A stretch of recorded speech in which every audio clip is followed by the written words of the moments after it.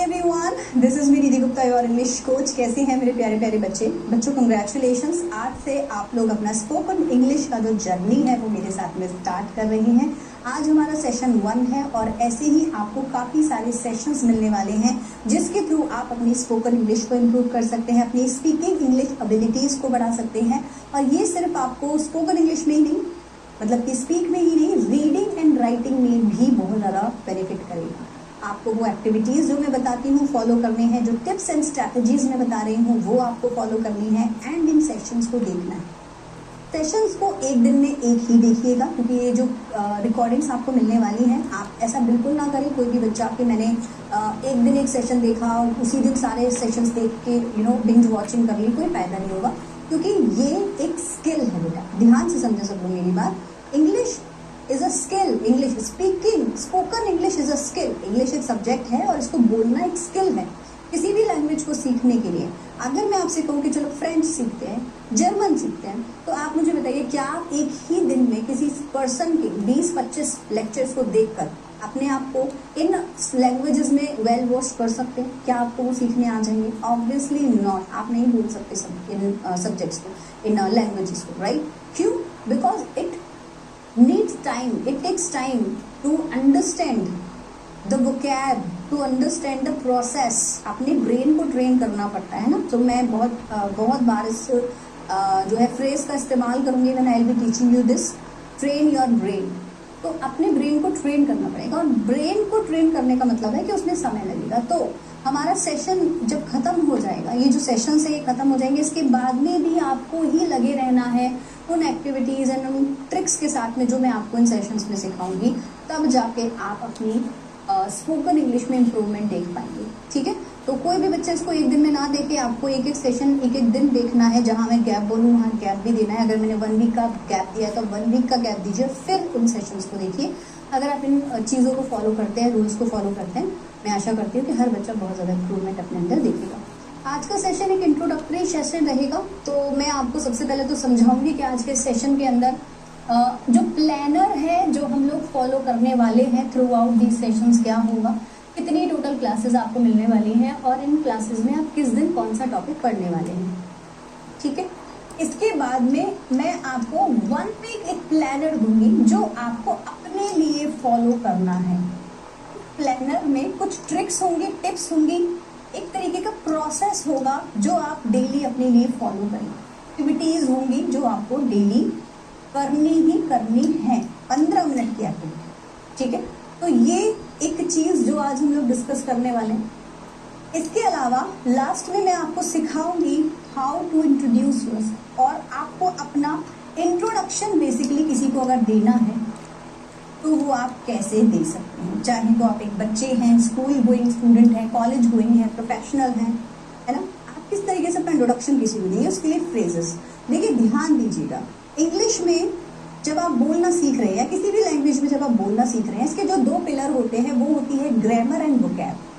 तो एक तो आपको अपनी ग्रामर पे वर्क करना है ताकि आप गलत ग्रामर, गलत इंग्लिश ना बोलें। दूसरा, आपके पास बहुत सारी वोकैब फ्रेजेस होनी चाहिए ताकि जब आप कुछ बोलना चाहते हैं तो उस बात को कहने के लिए करेक्ट वर्ड कौन सा है वो आपके पास हो। तो ग्रामर प्लस वोकैब से ही आपकी किसी भी लैंग्वेज को सीखा जा सकता है। प्रैक्टिस आप इन चीज़ों की करेंगे तब। तो इसी को आगे बढ़ाते हुए सबसे पहले मैं आपको प्लानर बता देती हूँ एग्जैक्टली क्या आपका प्लानर होगा थ्रू आउट दीज सेशंस। मैंने आपकी स्पोकन इंग्लिश के सेशंस को बहुत दिल से, बहुत मन से और बहुत ही प्रैक्टिकल तरीके से बनाया बेटा। हर बच्चे को बहुत फ़ायदा होगा इससे।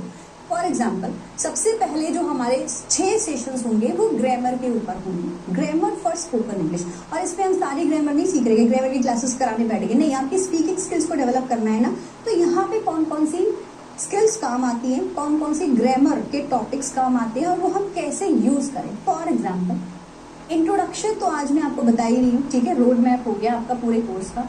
सेकेंडली, हम लोग टेंसेज में बात करना सीखेंगे कि अगर मुझे पास्ट टेंस में बात करना है तो किन चीज़ों का ध्यान रखना है, प्रेजेंट टेंस में बात करना है तो किन चीज़ों का ध्यान रखना है, फ्यूचर टेंस में बात करना है तो किन चीज़ों का ध्यान रखना है। पास्ट प्रेजेंट फ्यूचर में बोलना तो आ गया मैम, लेकिन आर्ट ऑफ आस्किंग में क्वेश्चन नहीं आई। और आप समझो ये बहुत इंपॉर्टेंट है, आइस ब्रेकर। जब भी आप किसी कॉन्वर्सेशन में हैं सबसे ज्यादा इंप्रेस हम उस पर्सन से होते हैं, the one who actually asks questions, not only ask questions, ask relevant questions, ask questions in a perfect grammatical way, समझ रहे हैं? तो हम उन्हीं लोगों से ज्यादा इंप्रेस्ड होते हैं जो क्वेश्चंस करना जानते हैं, जो बढ़िया क्वेश्चंस कर सकते हैं। तो इन क्वेश्चंस को फ्रेम करना भी हमें आना चाहिए, ग्रामेटिकली भी आना चाहिए। पास्ट में पूछा है तो कैसे पूछेंगे, फ्यूचर में पूछना है तो कैसे पूछेंगे, तो ये हमारी ग्रामर का पार्ट होगा। नेक्स्ट हम लोग कनेक्शंस सीखेंगे कॉन्ट्रैक्शंस के थ्रू। क्या होते हैं कॉन्ट्रैक्शंस? नेटिव स्पीकर्स कभी भी सीधा सीधा क्लियर नहीं बोलते, आई विल गो देयर, दिल से आई गो देयर। तो इस एक्सेंट को पकड़ने के लिए, कॉन्ट्रैक्शंस को पकड़ने के लिए shan't, won't, and, I an do that, ऐसे जब आप एक्सेंट को पकड़ेंगे, कॉन्ट्रैक्शंस को सीखेंगे, तो आपको रियलाइज होगा कि ये हमारी फ्लुएंसी का टिप है। मतलब ऐसे ही टिप्स के थ्रू फ्लुएंसी आती है। हम तो बोलते I do not know that, I don't know that. अब आप डोंट नो को भी डोंट नो को भी डोनो बोल, मतलब ये आपकी प्रोनाउंसिएशन पे वर्क करने के टाइम पे होगा, ठीक है? तो ग्रामर में जब तक आपको कॉन्ट्रैक्शंस करने नहीं आएंगे, आपको जाहिर सी बात है बाकी की चीजें भी नहीं आएंगी, तो इसका ध्यान रखेंगे। आर्ट ऑफ आस्किंग क्वेश्चंस में मैं आपको क्वेश्चन टैग्स के थ्रू क्वेश्चंस पूछना भी सिखाऊंगी, तो ये आपका पूरा ग्रामेटिकल पार्ट होगा और बड़ा ही जानदार, मजेदार, शानदार होगा, तो आपको बहुत मजा आएगा। इसके बाद में आगे बढ़ते हैं। मैं आपको फ्लो इसीलिए बता रही हूँ ताकि हर बच्चे को कॉन्फिडेंस आ जाए कि आने वाले 24 डेज में हम क्या क्या सीख जाएंगे। नेक्स्ट जो हमारे 6 सेशंस होंगे, ये हमारी वोकेबलरी को बढ़ाने का काम करेंगे, ठीक है? जैसे कि मैंने आपसे कहा ग्रामर एंड वोकेबलरी। तो वोकेबलरी में जब हम अपनी पर्सनालिटीज के बारे में बात करेंगे तो कौन कौन सी वोकेब हमें होनी चाहिए, कंजक्शंस एंड लिंकिंग वर्ब्स कौन कौन से ऐसे यूज किए जाए जिसके थ्रू हमारी इंग्लिश और इम्प्रूव हो, है ना, हम फ्लो में आए, वो वोकेबलरी हम लोग लर्न करेंगे। टॉक टू समवन पोलाइटली, जाहिर सी बात है जब हम किसी से बात करते हैं और अगर हमारे अंदर पोलाइटनेस है, प्यार से मोहब्बत से बातें कर रहे हैं, तो वो एक अलग ही इंप्रेशन छोड़ के जाता है और ये स्पोकन इंग्लिश में सिखाया जाता है। आपको भी आना चाहिए। कौन से फ्रेजेस हैं जिनको इस्तेमाल करके हम पोलाइट हो सकते हैं? Magic words for better communication, adverbs को यूज करना अपनी कम्युनिकेशन को इम्प्रूव करने के लिए बहुत जरूरी है। एडवर्ब्स हम सब ने सीखे हैं लेकिन हम इन्हें इस्तेमाल करना नहीं जानते और बहुत सारे एडवर्ब्स को हमें पता ही नहीं। एडवर्ब्स के नाम पे हमें बस इतना ही पता है, ब्यूटीफुली, क्लियरली, नाइस, है ना, इन एडवर्ब्स को जानते हैं, बट बहुत सारे ऐसे एडवर्ब्स हैं जिनको आप यूज करें। वोकेबलरी में मैं आप इनको सिखाऊंगी, आपको ये चीजें सिखाऊंगी। इंपॉर्टेंट फ्रेजल वर्ब्स जिनका इस्तेमाल करके हम फ्लुएंसी अपनी अच्छी कर सकते हैं और कई बार तो हमें किसी वर्ब की जरूरत ही नहीं होती, फ्रेजल वर्ब से ही काम चल सकता है ना। फॉर एग्जाम्पल मैं आपको आई कॉल्ड द डॉक्टर की जगह I sent for the doctor बोलूंगी और आप बोलेंगे मैम सेंट फॉर, यस, क्योंकि कॉल्ड का जो करेक्ट फ्रेजल वर्ब है वो सेंट फॉर होता है, ठीक है? मैं आपको बहुत पसंद करती हूँ और मैं चाहती हूँ कि आपकी जैसी बनूँ, तो आप बोलेंगे I look up to you. So look up to you is a phrasal verb which talks about, जब आप किसी को प्रेज करना चाहते हैं, तारीफ करना चाहते हैं। ऐसे फ्रेजल वर्ब जब हमारे पास में होंगे, ऐसे वाले प्रैक्टिकल जो बोले जाते हैं, तो सोचो फिर आपकी स्पोकन इंग्लिश तो अच्छी होनी है।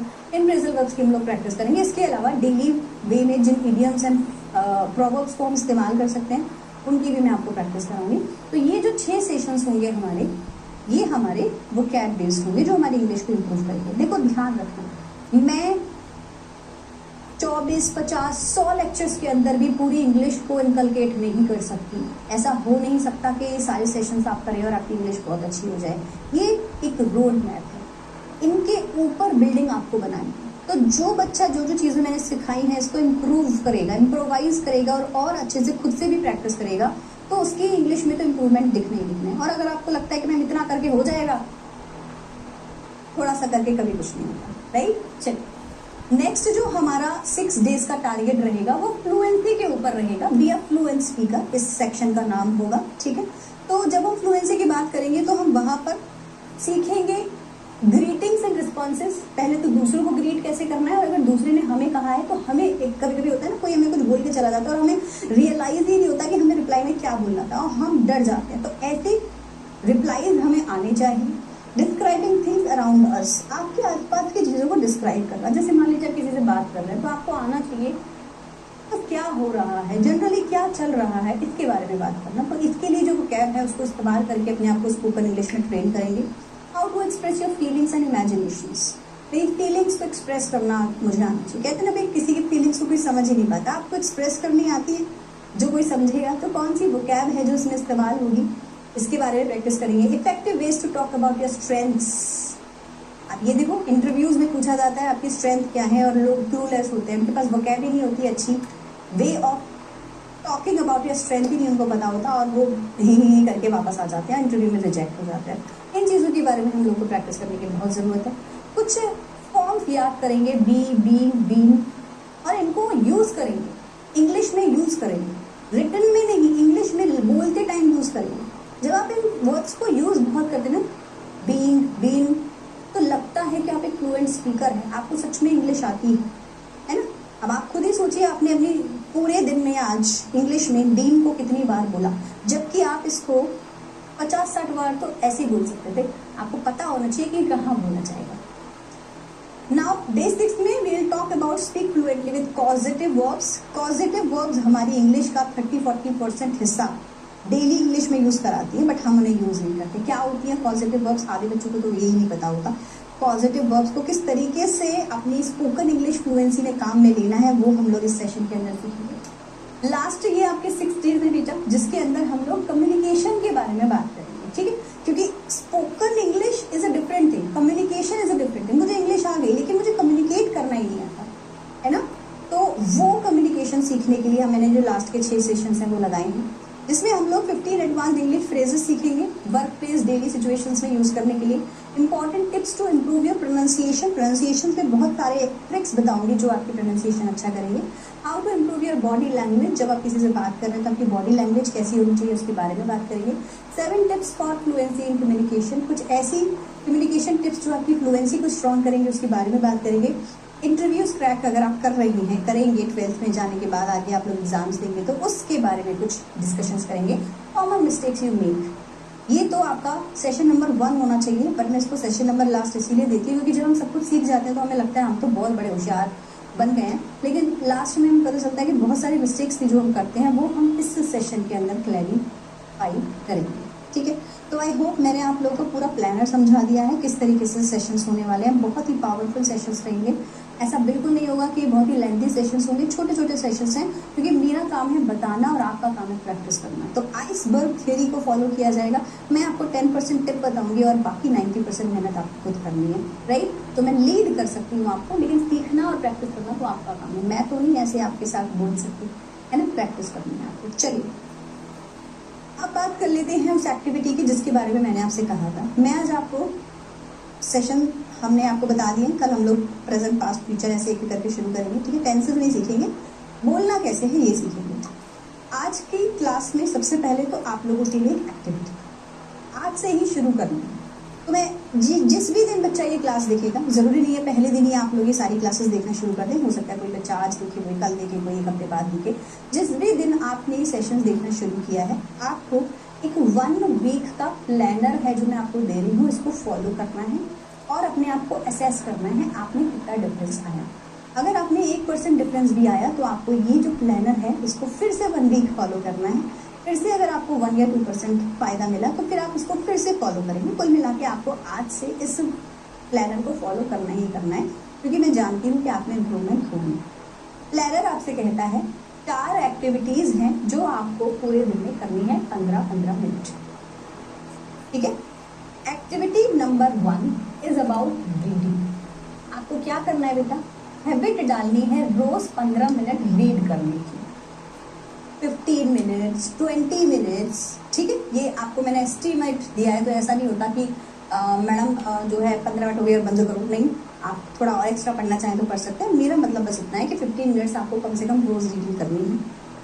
इसके अलावा राइटिंग आपको 15 मिनट्स डेली करनी है। ये कैसे करोगे वो मैं भी आपको बता रही हूँ, ठीक है।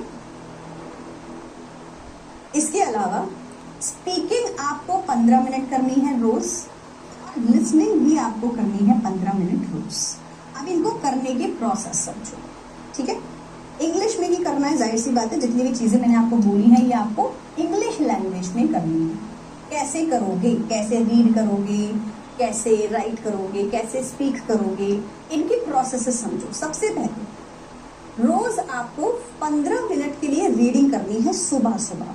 तो 2 टास्क मॉर्निंग के हैं और 2 इवनिंग के हैं, ठीक है। तो सुबह आप उठे, आपको 15 मिनट कोई बुक हाथ में लेनी। सबसे पहले आप वो बुक हाथ में लेंगे जो आपको पसंद है, ताकि आप बोर ना फील करें। तो जो बुक आपने सोचा होगा मैडम मुझे पढ़नी थी वो बुक आप ले आए, खरीद लें और पढ़ें।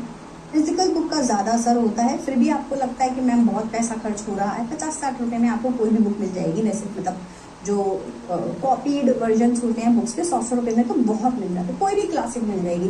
देखो मैं आपके लिए ना, अगर आप सच में रीडिंग करना चाहते हैं तो मैं आपके लिए कुछ ऑप्शंस लेके आई हूँ। रस्किन बॉन्ड की किसी भी बुक को आप पढ़ सकते हैं, ठीक है।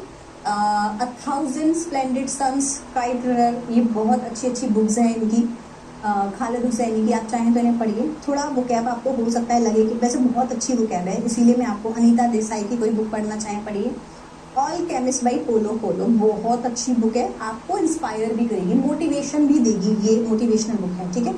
तो ये मैंने आपको कुछ फिक्शन बताए हैं। इसके अलावा आप क्या कर सकते हैं वो भी बता देती हूँ।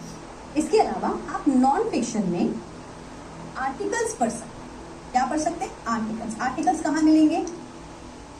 आर्टिकल राइटिंग में नहीं, वेबसाइट पर। कैसे पढ़ेंगे? प्रोसेस जान लीजिए। आप किसी भी टॉपिक को मन में लेकर आएंगे जो आपका फेवरेट है। फॉर एग्जाम्पल आपको क्रिकेट पसंद है तो आप गूगल पे सर्च करेंगे क्रिकेट न्यूज़। जैसे ही आप डालेंगे क्रिकेट न्यूज़, बहुत सारी वेबसाइट्स खुल जाएंगी जो किसकी होंगी? न्यूज़ चैनल्स की होंगी, न्यूज़ वेबसाइट्स की, है ना। हो सकता है एनडीटीवी आ जाए, हो सकता है टाइम्स ऑफ इंडिया आ जाए, हो सकता है हिंदुस्तान टाइम्स आ जाए। इसमें से कोई सी भी जो आपको दैनिक जागरण आ जाए, दैनिक भास्कर आ जाए, बहुत सारी आ जाएगी। इसमें से आप किसी पर भी क्लिक करेंगे और वहां अंदर जाएंगे और उस आर्टिकल को पढ़ना शुरू करेंगे। 15 मिनट पढ़ना है आपको। ऐसे हार्ड एंड फास्ट में हाई मेरे से तो पढ़ाई नहीं जा रहा मैम, रोज रोज, सिर्फ 15 मिनट्स की कह रही हूँ, ठीक है। ऐसा नहीं कि पूरा आर्टिकल खत्म करना है, 2 घंटे हो गए मैडम आर्टिकल ही खत्म नहीं हो रहा, नहीं, 15 मिनट में जितना समझ में आए बस उतना। 15 मिनट्स आपको वो आर्टिकल पढ़ना है। पहले दिन आपको बहुत टफ लगेगा, दूसरे दिन, तीसरे दिन, चौथे दिन, 30 डेज 40 डेज के बाद में जब आप देखेंगे तो आप हैबिट कर चुके होंगे सुबह सुबह 15 मिनट पढ़ने, है ना। तो न्यूज़पेपर भी पढ़ सकते हैं। न्यूज़पेपर जनरली मैं इसीलिए नहीं कहती कि बच्चा बहुत डर जाता है, उसमें बहुत खतरनाक वोकैबुलरी होती है। तो पहली वेबसाइट आपने मान लीजिए हिंदुस्तान टाइम्स खोली और आपने कहा इसमें तो कितनी खतरनाक वो जो मेरे को नहीं पढ़ रहा, छोड़ दीजिए, ठीक है। ईजी पढ़िए। आजकल सब पे मोबाइल है, चैट जीपीटी का मामला है ना, ज़माना है। चैट जीपीटी से कह दीजिए मुझे एक आर्टिकल दे दो क्रिकेट के ऊपर, और वोकैबुलरी ऐसी रखना जैसे किसी 10th के बच्चे की। अब 5th 6th के बच्चे की तो बहुत ही ईजी हो जाएगी, है ना। और अगर आप चाहते हैं कि मैं डरूँ ना मैम और मेरी बहुत वोकैब ईजी हो जाए तो ठीक है, आप बहुत खतरनाक वोकैबुलरी होती है। तो पहली वेबसाइट आपने मान लीजिए हिंदुस्तान टाइम्स खोली और आपने कहा इसमें तो कितनी खतरनाक वो जो मेरे को नहीं पढ़ रहा, छोड़ दीजिए, ठीक है। ईजी पढ़िए। आजकल सब पे मोबाइल है, चैट जीपीटी का मामला है ना, ज़माना है। चैट जीपीटी से कह दीजिए मुझे एक आर्टिकल दे दो क्रिकेट के ऊपर, और वोकैबुलरी ऐसी रखना जैसे किसी 10th के बच्चे की। अब 5th 6th के बच्चे की तो बहुत ही ईजी हो जाएगी, है ना। और अगर आप चाहते हैं कि मैं डरूँ ना मैम और मेरी बहुत वोकैब ईजी हो जाए तो ठीक है, आप उसको 5th 6th बच्चे का बोल दीजिए ताकि वो ईजी वोकैब दे। धीरे धीरे 7th 8th 9th 10th करते जाओ।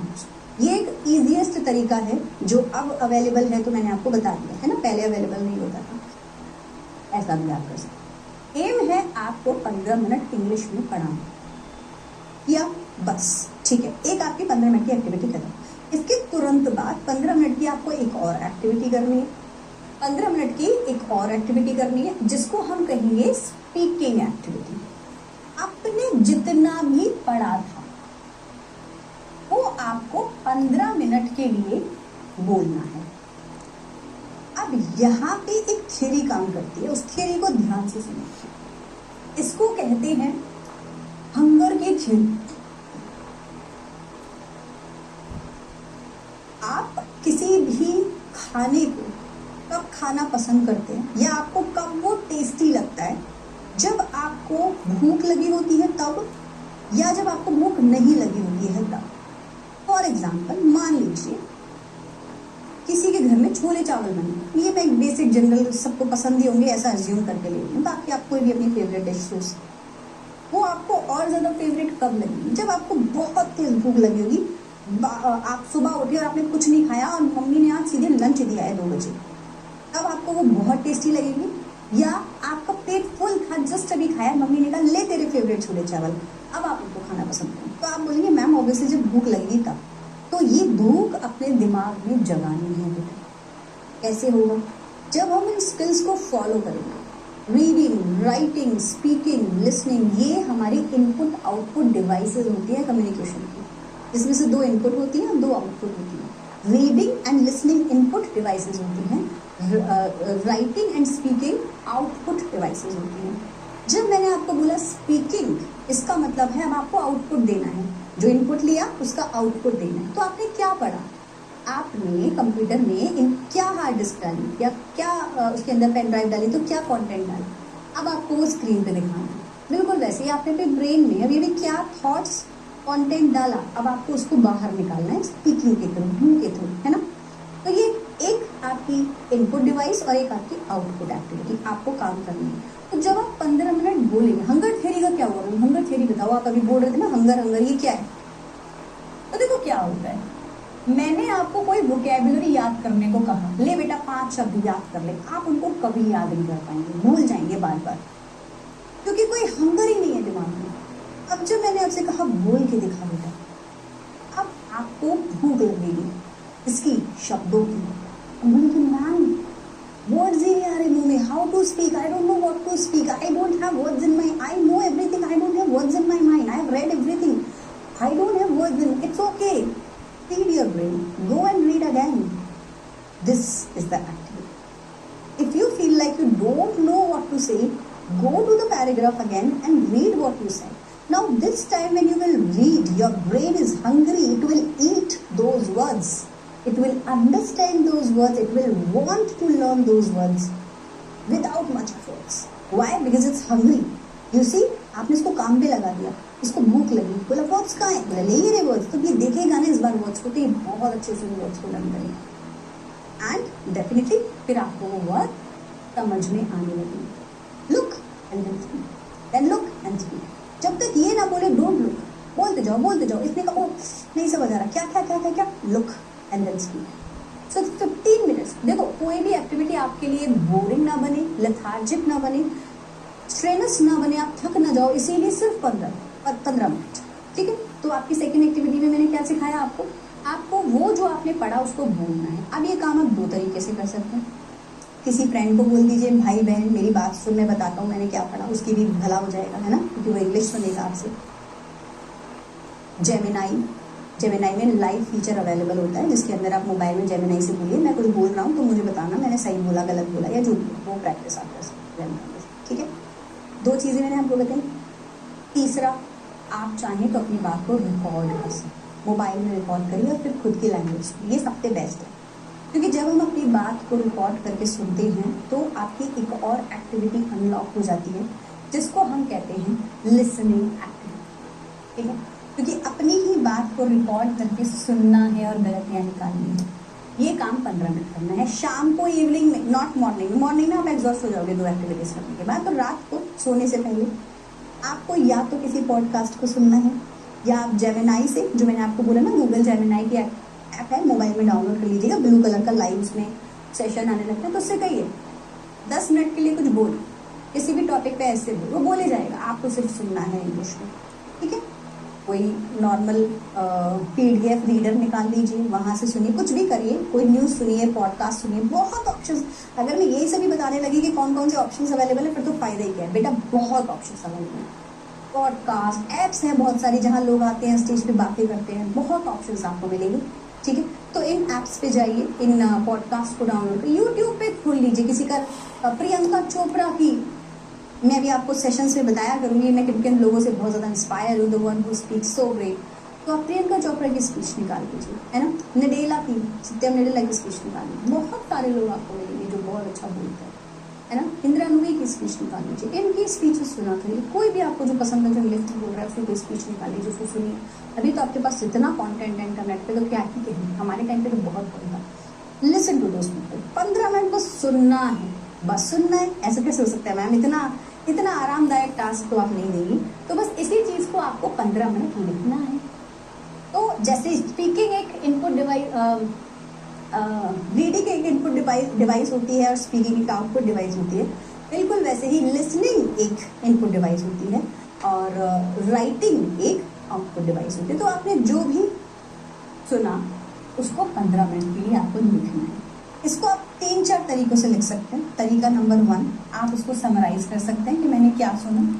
फिर से दिमाग को भूख लगेगी, दिमाग बोलेगा पता तो है कि क्या पढ़ा लेकिन लिखना नहीं आ रहा, तो जाइए फिर से इस पे जाइए और फिर से उसको सुनिए। 15 मिनट करिए, जब लगे 15 मिनट हो गए, बोर हो गया, छोड़ दीजिए, कोई बात नहीं, लेकिन करिए डेली, ठीक है। दूसरा, आप उससे क्वेश्चंस फ्रेम कर सकते हैं। क्वेश्चंस कैसे फ्रेम करेंगे?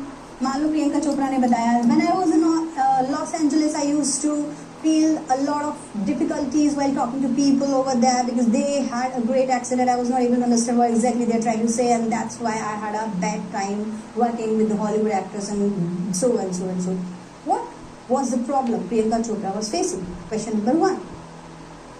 आपको क्वेश्चन फ्रेमिंग आएगी, और ये क्वेश्चन फ्रेमिंग में आपको क्वेश्चन सेशंस में सिखाऊंगी, इसीलिए तो सिखा रही हूँ ताकि आपको आर्ट ऑफ आस्किंग क्वेश्चंस भी आए, राइट। तो ये समझ गए आप लोग एक्टिविटी, आई होप आप लोग समझ गए होंगे। तो क्वेश्चन फ्रेमिंग, समराइज करना किसी चीज़ को। अब क्वेश्चन फ्रेम हो गए तो उनके आंसर्स भी आपको आने चाहिए। आंसरिंग द क्वेश्चंस, आप चैट जीपीटी को बोल सकते हैं, जेमिनाई को बोल सकते हैं, एक छोटी सी ऑडियो क्लिप 15 मिनट की उसको सेंड करके कि इससे फिर वो 5 क्वेश्चन पूछ, जब वो पूछेगा तो उसके बाकी के 5 क्वेश्चन को आंसर करिएगा, उसके 5 क्वेश्चन को आंसर करिएगा, क्योंकि आपकी राइटिंग स्किल है। समझे आप लोग?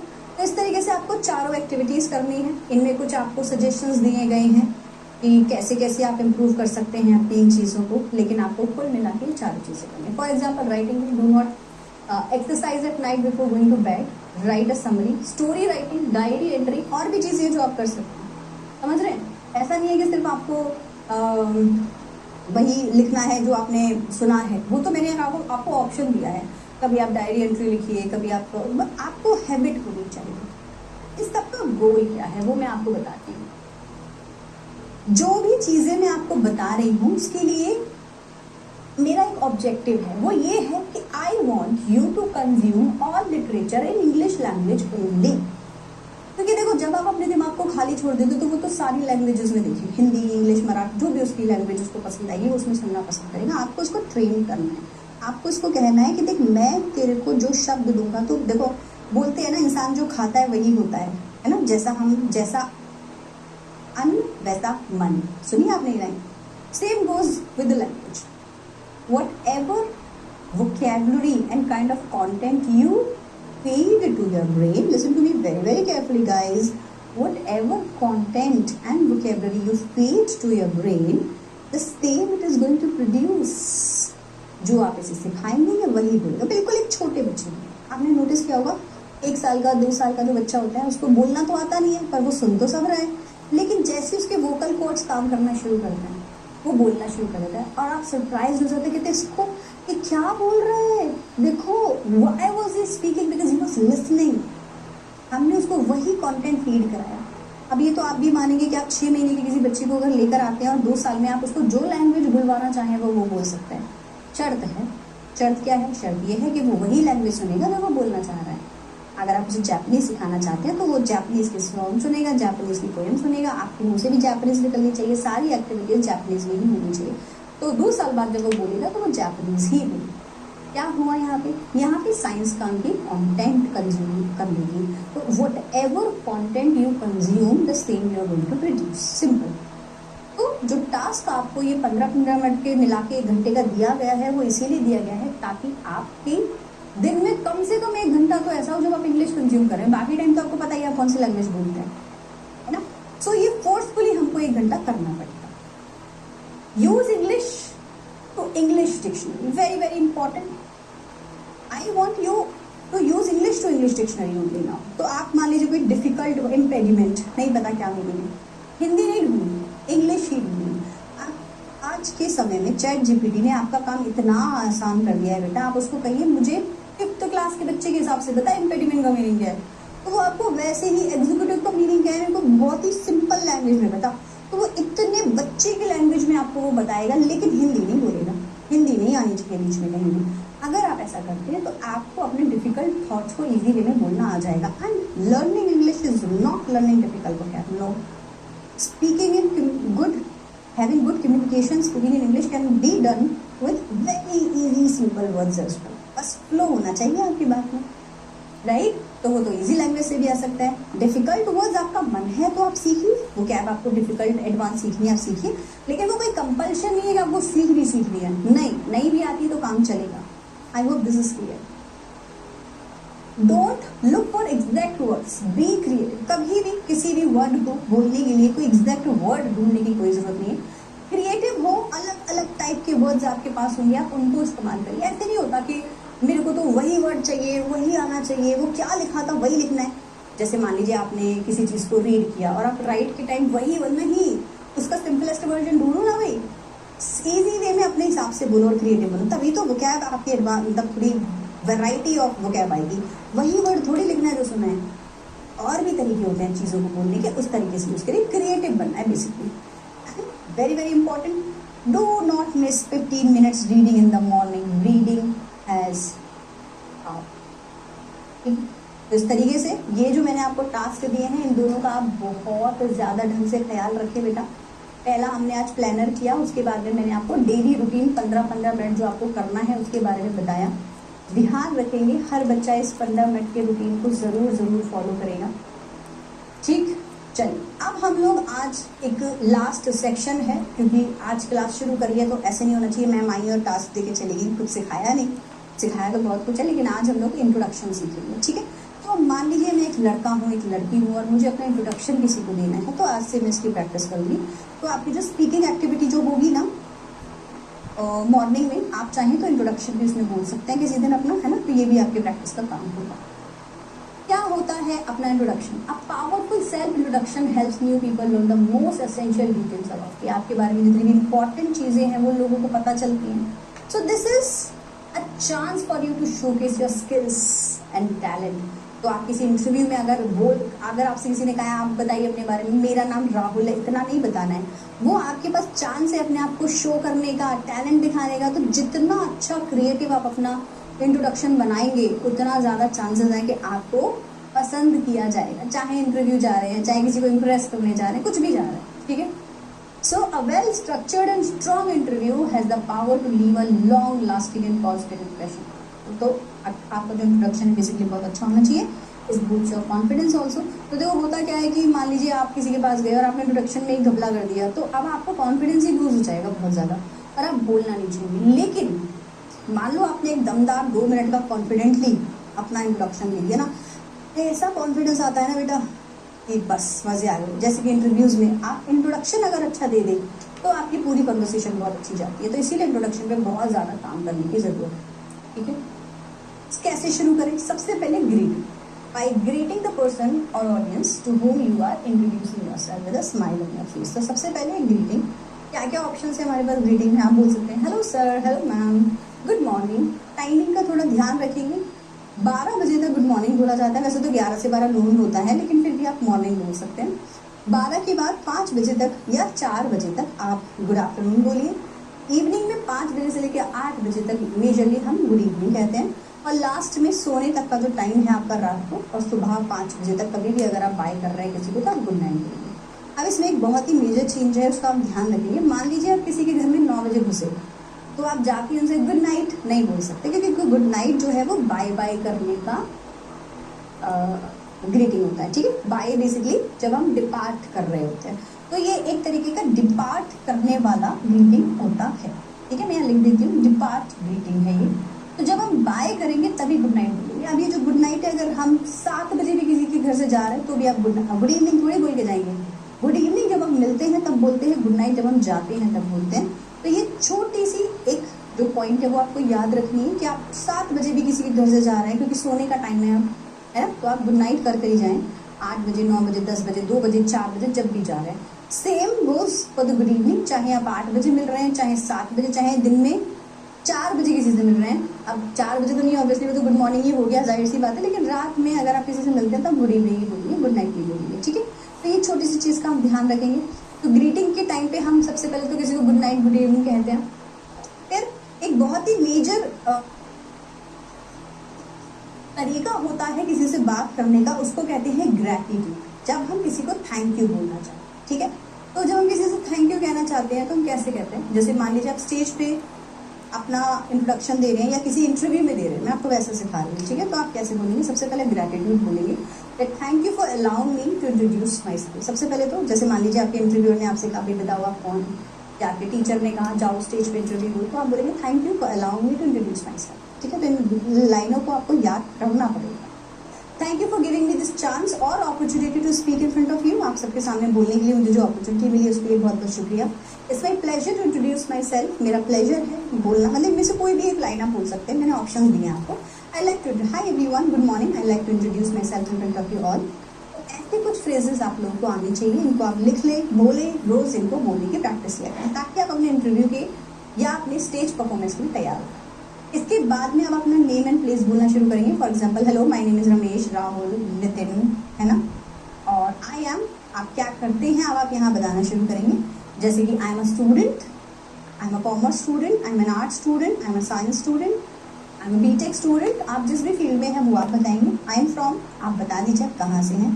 तो आपका जो बर्थ प्लेस बताना है उसके कुछ तरीके होते हैं। जैसे आप या तो बोल दीजिए I am from Delhi, I am from Bihar, I am from MP. आप बोल दीजिए I was born and brought up in Delhi, I was born and brought up in Patna, ठीक है।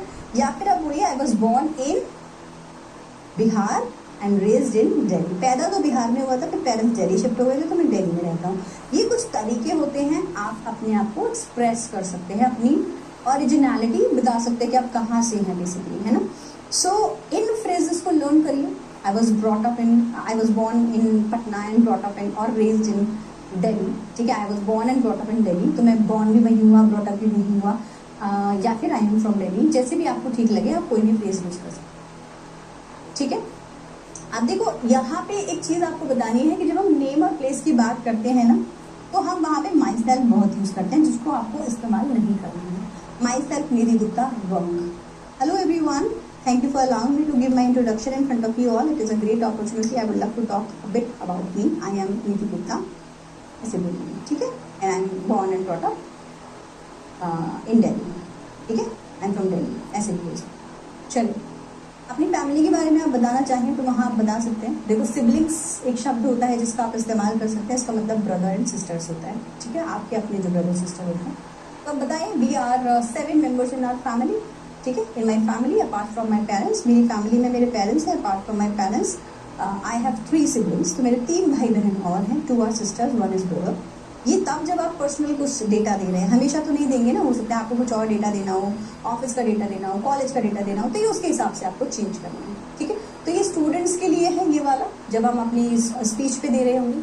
अगर आप कोई ऑक्यूपेशन करते हैं, एक्सपीरियंस्ड हैं, क्वालिफिकेशन है आपके पास में, वर्किंग प्रोफेशनल है, तो आप अलग तरीके से बोलेंगे, ठीक है। तो फॉर एग्जांपल एक आपको मैं आइडिया दे रही हूँ कैसे बोलेंगे। I M in 12th standard, 11th standard, है ना, या फिर I am studying in this this this, तो ये आपका क्वालिफिकेशन वाला एरिया है। और I M presently pursuing BBA from this this college, तो मैं क्या कर रहा हूँ, क्या परस्यू कर रहा हूँ, या किस स्टैंडर्ड में हूँ, ये बोलने के तरीके होते हैं। तो हम 2 तरीके से सीखेंगे, स्टूडेंट का ऑक्यूपेशन एक्सपीरियंस और क्वालिफिकेशन क्या है, और वर्किंग प्रोफेशंस कैसे बोलेंगे। तो ये स्टूडेंट्स के लिए है, that I am in 12th standard and I am studying in this college and I am pursuing, presently pursuing this degree. तो परस्यू का मतलब होता है आप क्या कर रहे हैं, क्या फॉलो कर रहे हैं। फ्रेशर्स अगर हैं आप और अपनी जो है एक्सपीरियंस के बारे में बताना चाहते हैं, तो आप कैसे बताएंगे। आई एम ग्रेजुएट, किसी भी आप फील्ड में, जैसे आई एम BA ग्रेजुएट और BSc ग्रेजुएट और BCom ग्रेजुएट, इस तरीके से हम अपनी ग्रेजुएशन बताते हैं, ठीक है। उसके बाद बताते हैं आप, अगर आपके पास में कोई एक्सपीरियंस है या फिर आप फ्रेशर हैं तो एक्सपीरियंस तो नहीं होगा, तो आप कहाँ से अपनी ग्रेजुएशन करके आए हैं। So I have done my schooling from Patna, I have done my schooling from UP, I have done my schooling from Agra, Delhi. I have recently graduated with degree in, तो मैं अभी रिसेंटली ग्रेजुएट हुआ हूँ, है ना, और मैंने इस चीज़ में डिग्री ली है। तो ये फ्रेजेस बोलने की प्रैक्टिस आपको करनी है, तो इनको 4-4 बार दिन में प्रैक्टिस करें। I have completed a bachelors in like मैंने BCA किया है या BBA किया है, एडमिनिस्ट्रेशन में हूँ या जिसमें भी हूँ, वो आपको अपनी बैचलर डिग्री यहाँ पे बतानी। इन फ्रेजेस का आप इस्तेमाल करें जब आप किसी को अपने एक्सपीरियंस के बारे में या अपने एजुकेशन के बारे में बताना चाहें। वर्किंग प्रोफेशनल्स कैसे बोलते हैं। So I am a working professional with, और I am a BTech I am an engineer, I am a doctor with 10 years of experience in this field, है ना.